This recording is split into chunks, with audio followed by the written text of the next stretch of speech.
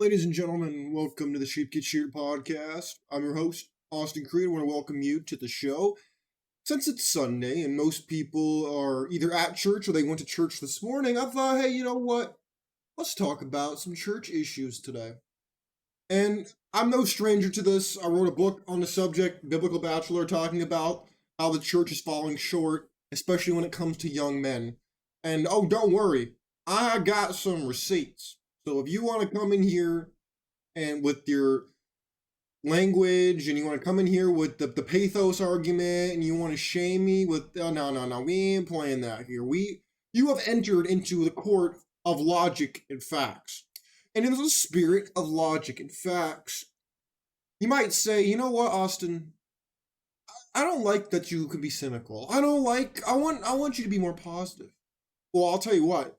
I'm very positive that what you're about to hear is probably going to get you a little mad. You might get a little, you might say it's borderline despicable, quite frankly. And the funniest thing is on one of these, I actually commented, one of these videos we're going to check out today, I had to comment. You want to know why I had to comment? I had to comment because I could not handle this, I could not handle what I was listening to. It was so despicable. I could not just let it go by. There are some things I could say, you know what? Father, forgive them for they know not what they do. And then there are other people where I'm like, nah, man. Nope. Oh, hell no. No, I'm calling you out because this is unacceptable. And to show you that I 100% did, my comments right there in bold. I'll reach a comment, then I'll play the video and I'll let you decide. Was my comment fair? Was it foul? Am I the bad guy? Is he the good guy? Well, let's go into it, shall we? My comment about this video is the following. My comment is, can I please get a check on this man's testosterone levels, please? This is a disgrace. Using God to make men take a bad deal is reprehensible. That's what I said. Now, let us play the video in question. If you're single right now and you desire a relationship, I believe that you're going to end up in a relationship that is full of life. Y'all don't even believe it. She's like, I don't even know, Pastor Mike. I'm telling you, by faith, you're going to end up in a relationship that's full of life. A relationship that brings joy, that blesses others. If your relationship is bad right now, I believe that God can turn it around. He's the only one that can take broken things and create a masterpiece. You lied to me. But the thing you gotta realize is the journey doesn't always look like the destination. Write that down. The journey doesn't always look like the destination. If you're sick. All right, turn this guy off. Turn him off. I don't want to listen to this anymore. Let me tell you something right now. I'm not here to insult people. It takes away from the facts and the conversation. But I want to make an observation. Number one, I'm sorry, bro. You kind of dress like Urkel out here. It's kind of distracting. But more than anything else, this dude is a panda bear. He is pandering to women in the church, which is one of the biggest problems we are seeing in the church today. And that's why on the thumbnail of the episode you're watching, I have a picture of a man looking up at the plain glass window, and in the place of God, there is a woman. And you might say, awesome, that's terrible, how could you do that? Blah, blah, blah, blah, blah, blah, blah, blah. But you know what? Calm down. Gather yourself real quick, because we're going to have a conversation. Number one, do you remember the story of Adam and Eve in Genesis 2 and 3, when they're in the garden, and then they sin, and the fall happens, and the serpent, and all that? Well, let me tell you something. Let me reframe this in a way that maybe you haven't thought about this before. For those of you who have a faulty memory, maybe you've forgotten, it was Eve who was tempted by the serpent and then ate the fruit first. That's number one. Number two, Adam was facing a choice. He knew what God told him to do on the one hand, but he saw what his wife did on the other hand. He had to choose. In that moment, Adam had to choose. Did he choose his wife? Or did he choose God? I'll repeat that in case you missed it. He had to choose his wife or choose God. And he chose his wife. Why? Why does a man choose any woman? Let me give you a hint. It's not for the companionship. No, it's not for the great company. It's not for the humor. It's not for any of that. It's for the lock down there for the key that he possesses in the similar place. He chose to serve the woman and not choose God. Don't believe me? Okay, well, let's look at it like this. How many of you have seen a married man recently who wasn't henpecked? Who wasn't like, oh, happy wife, happy life. Yeah, man, like, I gotta make it work. Oh, don't worry, I'll play videos of exactly what I'm talking about. But let's really have that conversation. When was the last time you saw a married Christian guy who didn't give you that, oh, don't worry, man, you gotta put your wife first, you gotta always put yourself last, that kind of guy, that kind of gump. That's his advice to you. Not to stand your ground, not to be a leader, but somehow leading means following your wife's example. What kind of leadership is that? Can someone explain to me what kind of leadership that is? Because I don't know what it is. That's what passes for leadership today? Meanwhile, you're the one paying all the bills. You're the one taking care of the kids if you have any. You're the one earning most of the money, and yet you have to follow her, because if you don't do what she says, she then uses her punani as a reward against you. In other words, if you don't do what she says, she's gonna hold you sexually hostage. Tell me I ain't lying, please. Please. Oh, I know the women are big mad right now. They sound like this right about now. This is the worst kind of discrimination. The kind against me. Has nothing to do with discrimination and everything to do with just an unavoidable fact. I would love for anybody listening to this show to tell me in the comment section or on my Twitter handle at Sheared, and my DMs are wide open. I welcome it. Give me a logical argument that tells me where I'm wrong. You can bring scripture, you can bring journals, you can bring whatever the hell you want. But I want someone to use no pathos. I want logos or ethos, and I'm coming here and give me an argument to tell me I'm lying. Because I guarantee you can't do it. Like, you can't do it. This is why men are leaving the church. In fact, I'll show you an article. You don't believe me? That's okay. I got receipts. We're going to go through an article right now from crosswalk.com, major Christian platform, and it says, is the church driving men away? I'm not the only one. Look at this. They have an ad for dementia on the screen. What? Oh, hell no! Oh, but we're appealing to young men, right? Are you kidding me? What is this, a joke? All at the gate. Let's go down here. Let's see. Okay, his article, I'm not here to promote him. It says, oh boy. Here are some examples. It says, who wrote the best-selling book, Why Men Hate Going to Church, says, which I drew content from the article. Here are some examples that they say that men hate going to church. It is a shallow assessment with many stereotypes and no, come on, we ain't here to read all that. Here we go. So American churches, are they really drawing women more than men? Yes. The answer is yes, they are. And so they say that smaller churches are the issue. It says an examination of statistics reveals that in Christianity is the only major religion with a large gender disparity. They assert that the typical church in North America draws an adult crowd that is 61% women. I'll repeat that in case you missed it. 61% of the congregation in the typical North American church is female. That means 6 out of 10 are women. Why? Why is this the case? Well, let's keep going. It says U.S. churches have attracted more women than men since colonial times. They bring up World War II, which is another interesting case because... So here's the problem with World War II. With World War II, I'll at least pause for a second. In World War II, a lot of the men went off to war. A lot of them didn't come back. But when they did come back, the people who ran the church during the war were the guys who couldn't be drafted, were too feeble to fight, and the women. So who was the pastor? Who was the youth pastor? Who was the missions pastor? Who was the worship pastor? Not the strong macho guy, because he was at war. The guys that ran the church were the old grandpas, the guys who were weak, and women ran the church during World War II. So when the men came back to church, when the war was over, they were like, what the hell is this? This ain't church. And they left, and they never came back.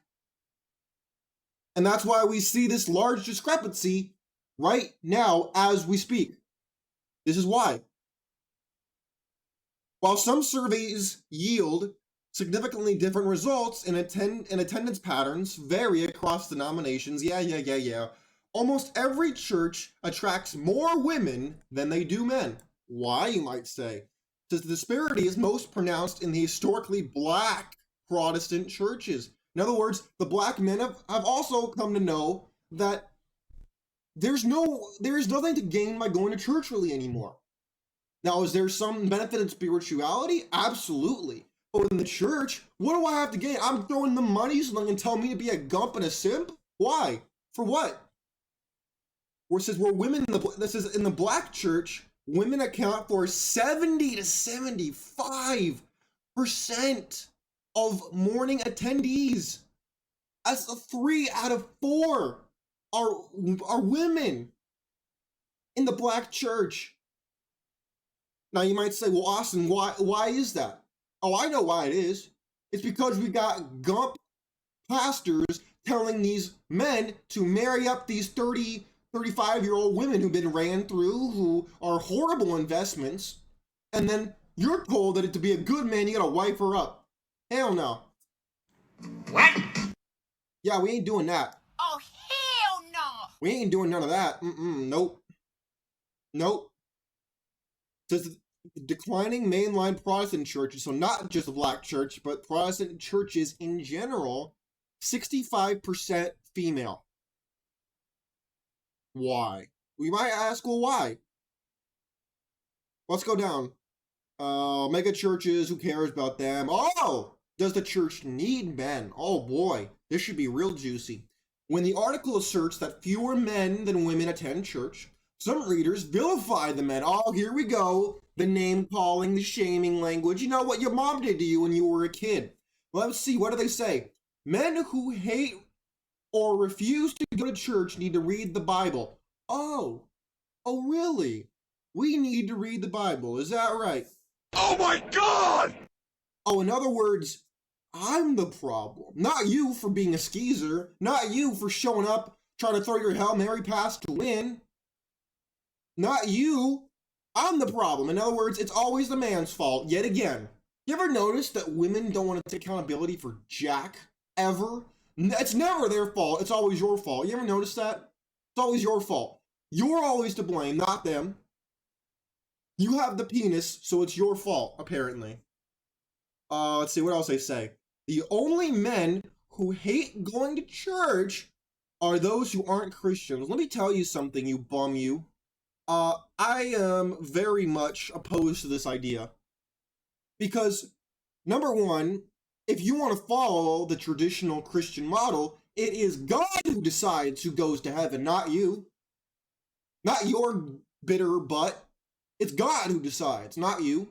So I don't want to hear this rubbish. What is this, 1960? What is this, like the 1600s? Where you're gonna go to hell if you don't do what I say and you don't praise the Lord, and if you don't go in church and you raise your hand and praise, you're gonna go to hell. Yeah, we ain't buying that crap no more. No. No, thank you. Yeah, we ain't buying this anymore. This isn't 400 years ago. Oh yes, the classic sports keeps them at home. Oh yeah, in other words, how dare you actually like sports? What do you... Oh my goodness. Yeah, blame football. Blame everybody besides you. Blame everybody that's not you, basically. Ah, I see. Okay. Has nothing to do with the fact that, oh, you're telling me to take a bad deal. Oh, you're telling me to marry you when I had to work really, really hard and I gotta settle for somebody who I wasn't good enough for 5 to 10 years ago. That's not the problem. The problem, apparently, is football. I'm not reading my Bible enough. and I'm not Christian enough. Oh, that's real good. Oh yeah, I can totally see why men are flocking to go to church. The implication is not the missing men aren't missed very much. Men can sense they are not needed in the church anymore. Oh, in other words, feminism worked. Telling men, we don't need you. You ain't good. You ain't anything. We can do everything you can do. Clearly, you can't. Because if you did, you'd... See, here's the thing. You give people what they want, and then they're going to still complain about it. We give women equal pay, not good enough, we want more. Equal rights, not good enough, we want more. We give them, they say, oh, we don't need you, we're better off alone. Cool, okay, go ahead and do that. They don't like it. You can't please women, dude. It doesn't matter, I don't care if they're Christian, not Christian, it doesn't matter. Doesn't matter, dude. But men are needed desperately. Well, that's funny, because if we look at traditional business says, oh, if we have a supply and demand issue, we need to fix something. We need to address that issue, because if we don't, then our business is going to fail. Business. Numbers. Is this working? Yes. Yay! In other words, if this is failing, we need to adjust. And how are we going to adjust? In other words, we're gonna point fingers and blame and shame. Well, good luck with that. Get back to me when that works. Gentlemen, if you don't want to go to church and you're done being told that if you're a bad person and you're not Christian enough, if you aren't going to church, or if you're not taking a raw deal in marriage or anything else, please buy my book, Biblical Bachelor. Not because it makes me money, but because I don't want you to just be a drifter. I want you to have an active purpose and let you know that you're not alone. If you want to go your own way, if you want to have an untraditional lifestyle, I'm here for you, man. I'm blazing this trail. No one else is on this trail. I'm happy to have you join if you want, man.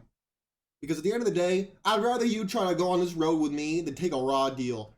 Many studies have shown that a lack of male participation leads to a church decline. No kidding. It's almost like men do most of the work. No kidding.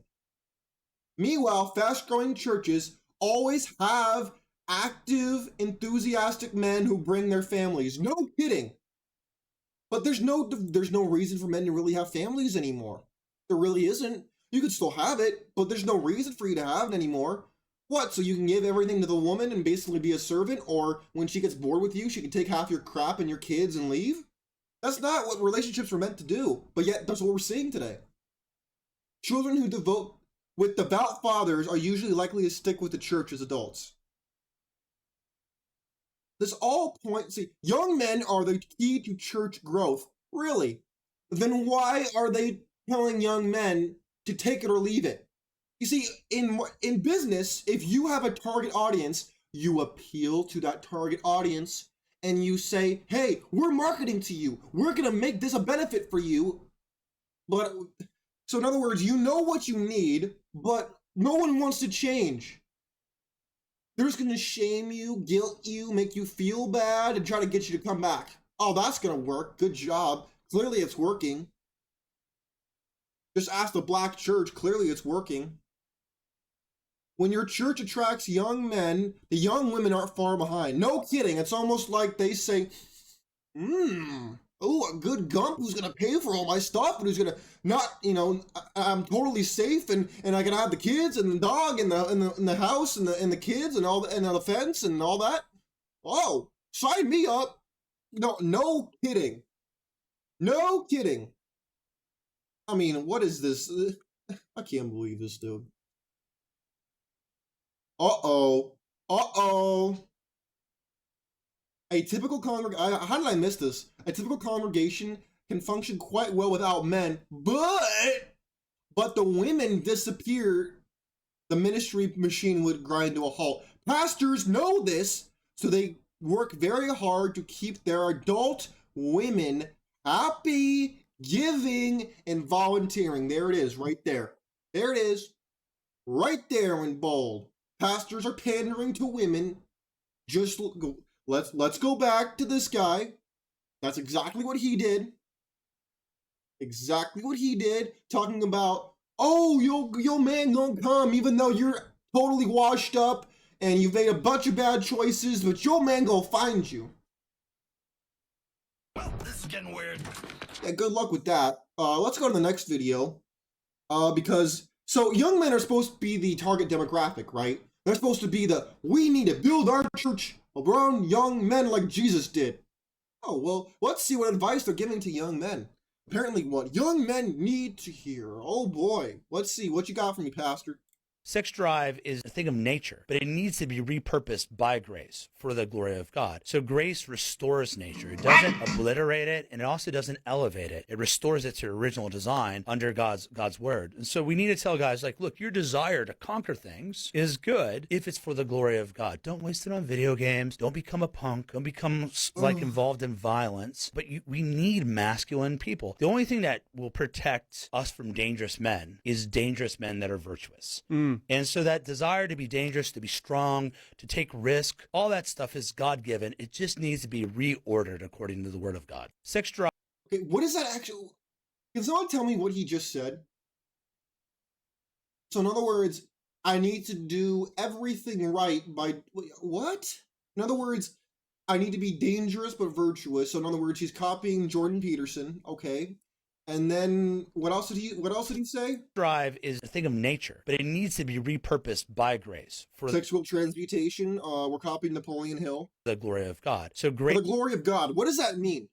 For the glory of God. What does that mean? Okay, this is the type of Christianese that gets on my nerves, okay?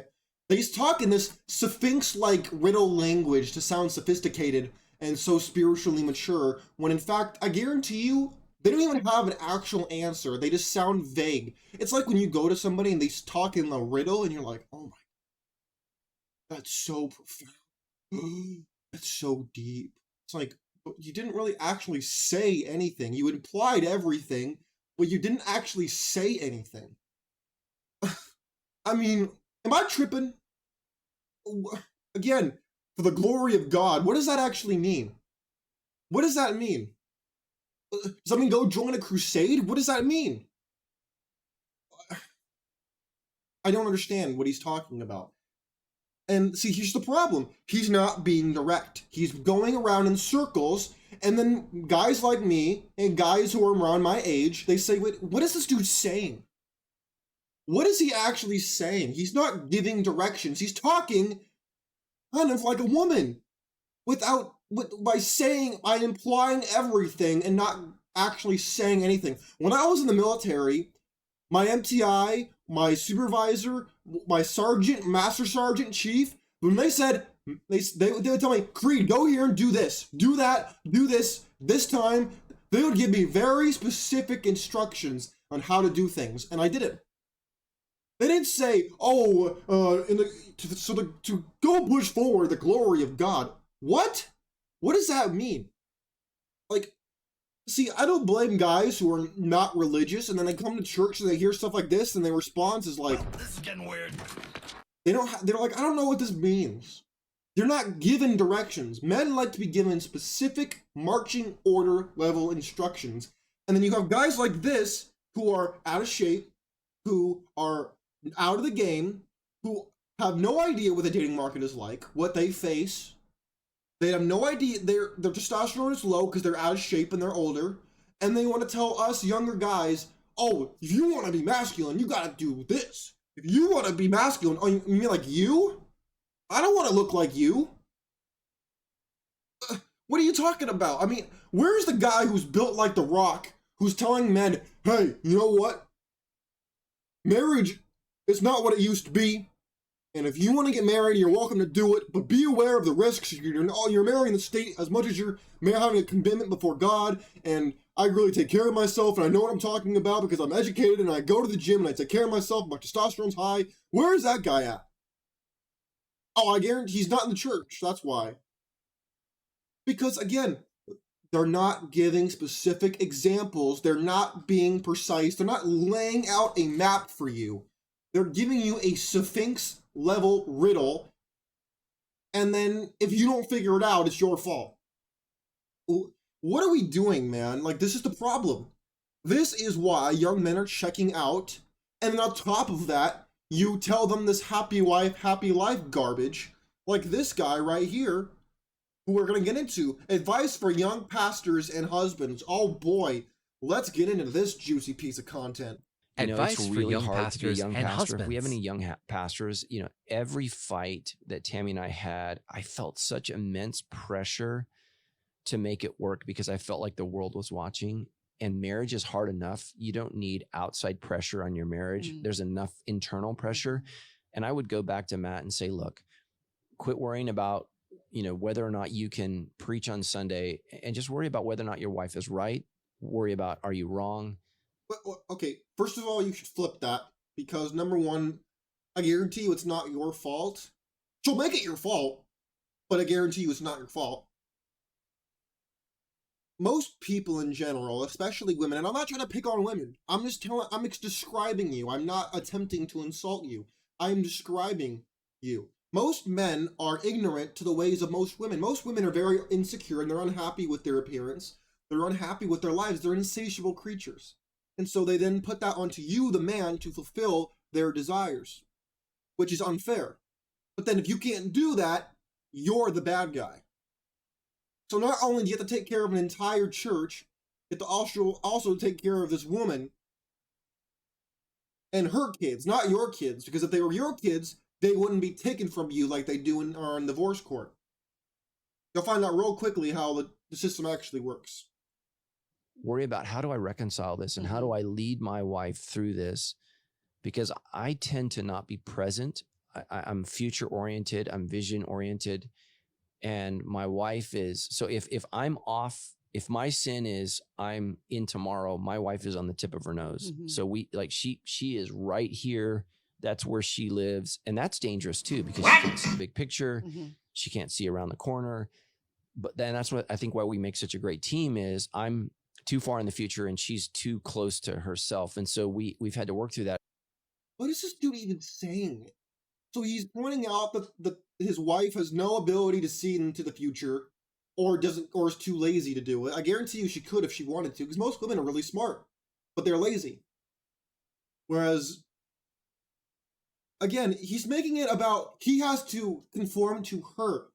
This is not a biblical thing. Biblically, women are supposed to follow men. The problem is that's not actually how it works. Because women have something that men want, and they use it against them. When they're single, women use it against men, because that's how they get a man to commit to them in the first place. And then when they get married, they don't turn that off. They then use that sex against the man to leverage and henpeck him.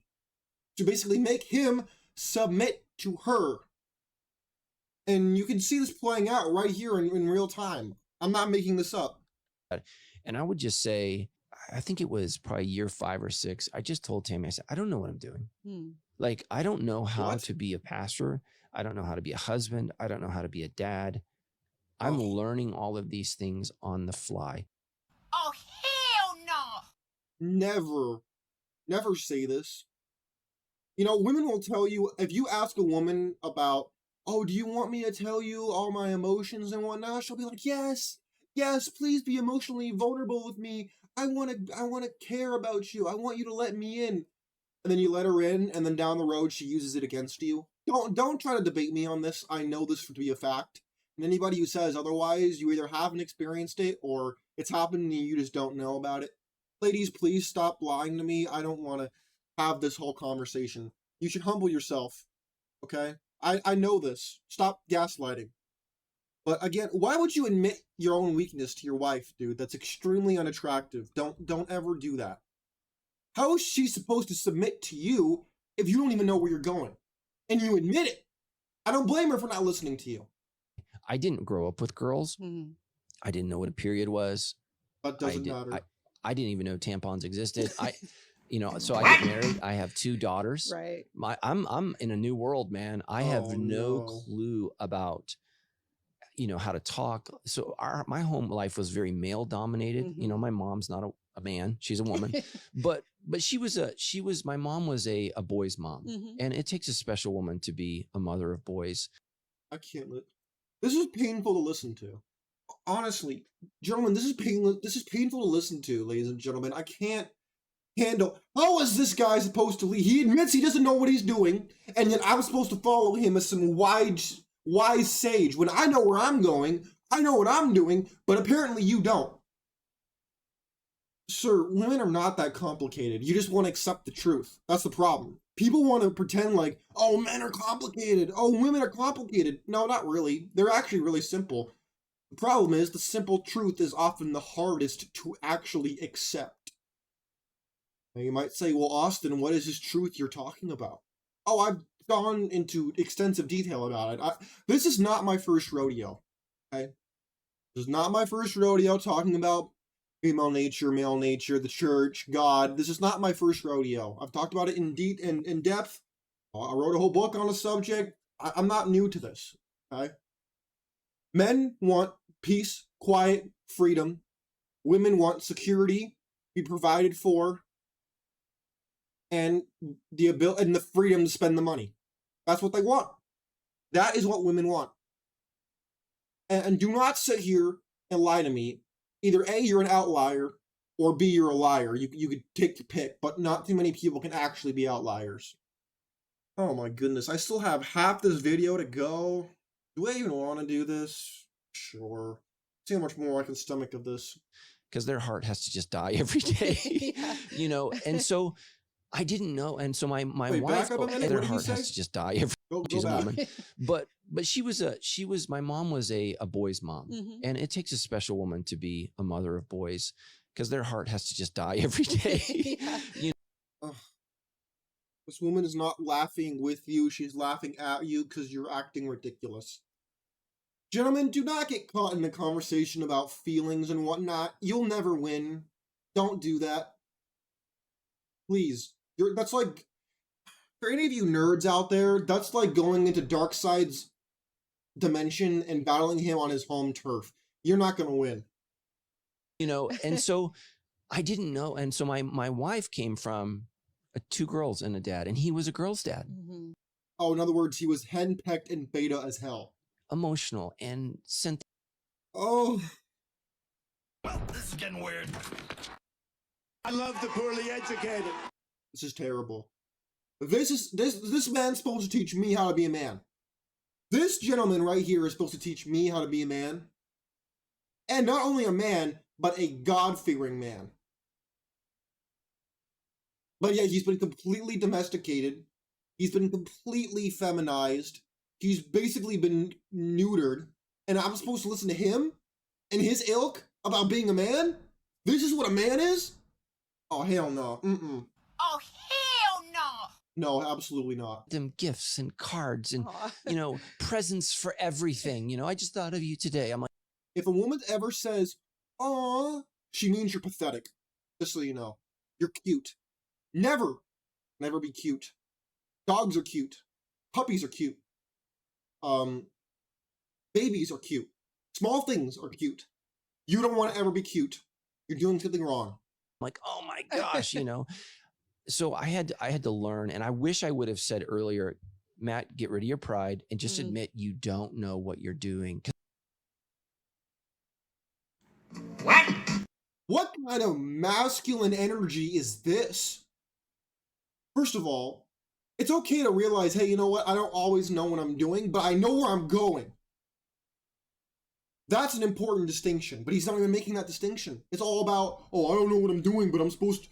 If you don't know what you're doing, how in the hell is anybody supposed to follow you? They shouldn't. I don't blame them for not following you. You don't know where you're going. Unbelievable. Because I think as I was a leader, I thought I had to know. And Yeah. it just would have been Yes, so you much do. easier to say, I don't know. Oh my god, get off my show, you... Get off my show. This is ridiculous. How can you be a leader and you don't even know what you're leading the people to? What? Even Moses knew he was leading the Israelites to the promised land. You don't even know where you're leading people off. You could lead them off a cliff. You wouldn't know the difference. And I was supposed to listen to you as to be a godly man. Oh my goodness. I love the poorly educated. Get off my show. I'm not dealing with this. This is why men are checking out of the church. This is why dudes are saying, I'll find someone who will lead me then. I'm young. I want someone who's going to lead me. I'm going to find a real leader who knows where he's going. Not this guy. I'm not trying to pick on him in particular. But this type of guy who wants to say, oh, I'm a wise, I speak in sphinx-like language at the pulpit. But then when I'm on a podcast, I admit that I don't know what the hell I'm doing and I'm making it all up and Sir, I guarantee you, your wife knows and she does not respect you. I can guarantee you, and I don't blame her. I wouldn't respect you. You don't know where you're going. I know where I'm going. How is it me, as a 20-year-old guy, I know where I'm going in life, I know what I'm doing, and you don't, and you're probably 2 to 3x my age. How is that possible? Answer: because you have to go and figure things out for yourself. And ladies, if you're listening to the show, can you come out here and can you explain to men that they need to actually know where they're going? I don't care if you're religious, not religious, that doesn't matter. You need to know where you're going. Men and women alike do not like fake leaders. Fake leadership makes you get despised. You are worse than someone who is just normal. Being a charlatan, being someone who's leading people off of a cliff and you don't even realize you're doing it, that's the definition of a lemming. You're just following for the sake of following. Most people have the capacity to lead, but they can't even lead themselves, and they're out here leading an entire congregation of people. They can't even lead themselves, and they admit it, and yet they're leading other people. How is that possible? How is it possible to do that and get away with it? Answer: because you do it under the guise of God. You say, oh, God knows. I don't know, but God knows. Oh, wow, that's really helpful. That's really going to help people, man.